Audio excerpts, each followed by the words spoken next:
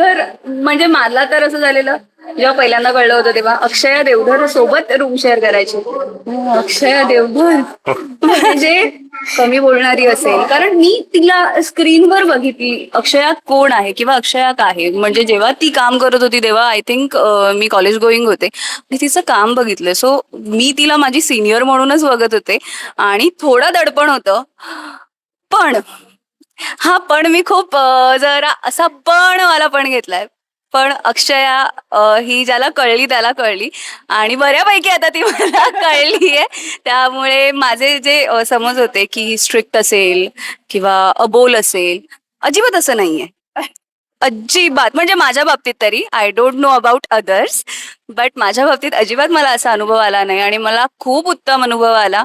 आणि खरंच छान वाटते की अशी एक को ऍक्टर जी माझी मोठी बहीण प्ले करते आणि माझी खूप जास्त घट्ट जवळची मैत्रीण झाली आहे. सो जसं ती म्हणाली तसं की लक्ष्मी निवासने ही सगळ्यात बेस्ट गोष्ट दिली आहे आम्हाला.